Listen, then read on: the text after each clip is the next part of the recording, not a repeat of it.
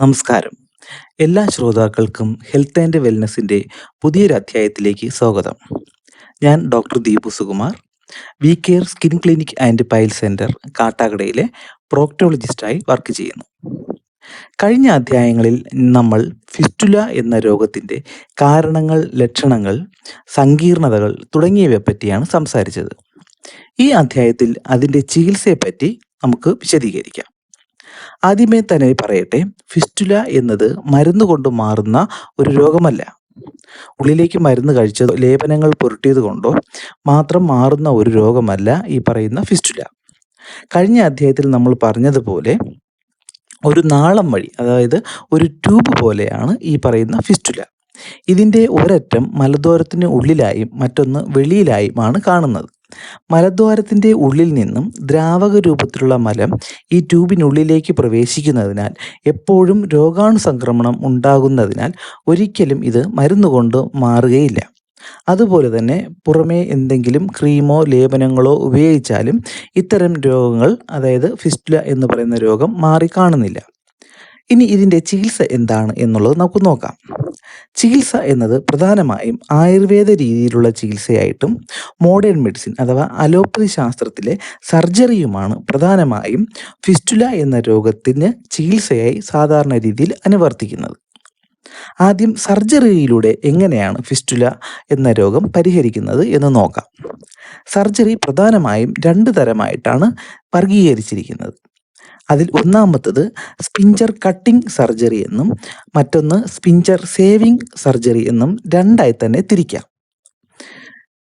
എന്നാൽ ആദ്യത്തെ sphincter cutting surgery എന്ന് പറയുന്ന സർജറിയിൽ നമ്മുടെ മലദ്വാരത്തിൻ്റെ ചുറ്റിലുമുള്ള മലനിയന്ത്രണ ശേഷി തരുന്ന പേശികളെ, അതായത് സ്പിഞ്ചർ എന്ന പേശികളെ കട്ട് ചെയ്ത് ഇത്തരം ഫിസ്റ്റുല നാളങ്ങളെ പൂർണ്ണമായും മുറിച്ച് നീക്കം ചെയ്ത ശേഷം ഇത്തരം വലിയ വ്രണങ്ങളെയും സ്പിഞ്ചറിനെയും, അതായത് സ്പിഞ്ചർ എന്ന് പറയുന്ന വലയ പേശികളെയും തുന്നൽ വഴി തിരിച്ച് അതുപോലെ തുന്നിയെടുക്കുകയാണ് ചെയ്യുന്നത്.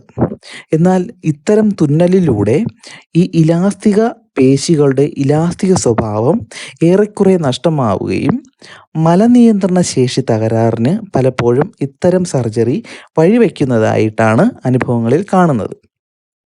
പലപ്പോഴും രോഗികളിൽ മലനിയന്ത്രണ ശേഷിയോ അധോവായുവിൻ്റെ നിയന്ത്രണമോ അല്ലെങ്കിൽ ദ്രാവക രൂപത്തിലുള്ള മലം എപ്പോഴും കിനിഞ്ഞുകൊണ്ടിരിക്കാനോ ഇത്തരം സർജറി കാരണം രോഗികൾ വളരെയധികം ബുദ്ധിമുട്ട് അനുഭവിക്കുന്നുണ്ട്.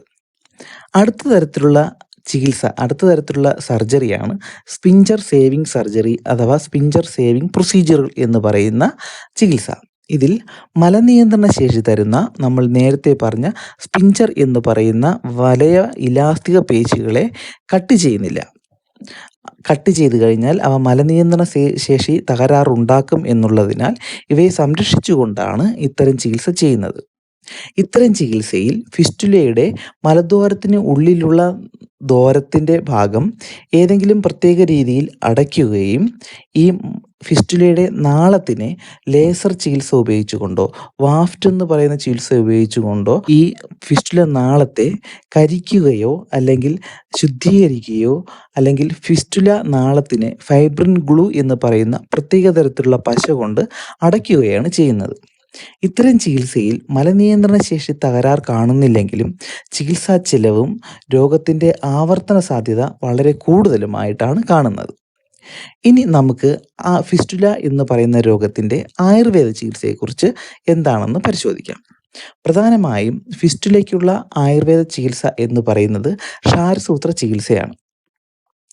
ഈ ക്ഷാരസൂത്ര ചികിത്സ ഇപ്പോൾ ആധുനിക വൈദ്യശാസ്ത്രവും വിദേശ രാജ്യങ്ങളായ നേപ്പാൾ പോലുള്ള രാജ്യങ്ങളും അതുപോലെ തന്നെ മറ്റു യൂറോപ്യൻ കൺട്രീസിലും അറബ് കൺട്രീസിലും വളരെ വ്യാപകമായി ചെയ്തു വരുന്നതും സർജറിയുടെ ഏറ്റവും പുതിയ എഡിഷനായ ബെയ്ലി ആൻഡ് ലവ് തുടങ്ങിയ സർജറിയുടെ തന്നെ ബൈബിൾ എന്ന് വിശേഷിപ്പിക്കാവുന്ന ആധുനിക ശസ്ത്രക്രിയ പുസ്തകങ്ങളിൽ പോലും പരാമർശം വന്നിട്ടുള്ള ചികിത്സാ രീതിയാണ് ആയുർവേദത്തിൻ്റെ ഏറ്റവും ഗവേഷണ ഉൽപ്പന്നമായ ഈ ക്ഷാരസൂത്ര ചികിത്സ. ഇതിൽ ക്ഷാരസൂത്ര ചികിത്സയിൽ തന്നെ നവീനമായ മറ്റൊരു ചികിത്സാ രീതിയാണ് ഇഫ്ടാക്ക് എന്ന് പറയുന്ന interception of fistula tract by ksharasutra എന്ന് പറയുന്ന ഫിസ്റ്റുലയുടെ നവീന ചികിത്സാ രീതി. ഇതിൽ ഔഷധങ്ങൾ പല ആവർത്തി പുരട്ടി നിർമ്മിച്ച പ്രത്യേക തരത്തിലുള്ള സർജിക്കൽ ലിനൻ ത്രെഡുകൾ ഇത്തരം ഫിസ്റ്റുല നാളത്തിലൂടെ കടത്തുകയും രോഗി അറിയാതെ തന്നെ മുഴുവൻ നാളത്തിനെയും നിയന്ത്രിതമായി മുറിച്ചുകൊണ്ട് ഫിസ്റ്റുല നാളത്തിനെ പരിപൂർണമായി നശിപ്പിക്കുകയാണ് ചെയ്യുന്നത്. ഇഫ്താക്ക് ചികിത്സയിൽ ചികിത്സാ കാലയളവ് വളരെ കുറവായിരിക്കും.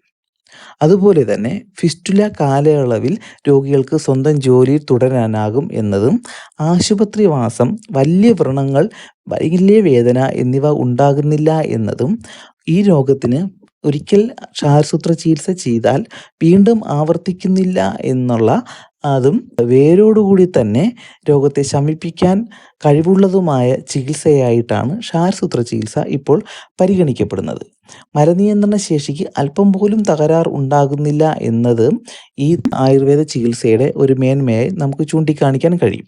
കൂടുതൽ സംശയങ്ങൾക്കും നിങ്ങളുടെ ചോദ്യങ്ങൾക്കും ശ്രോതാക്കൾക്ക് നേരിട്ട് എന്നെ വിളിക്കാവുന്നതാണ്. എൻ്റെ മൊബൈൽ നമ്പർ 9496350654. ഒന്നുകൂടെ പറയാം, 9496350654. പുതിയൊരു അധ്യായത്തിൽ നമുക്ക് വീണ്ടും കാണുന്നത് വരെ നന്ദി, നമസ്കാരം.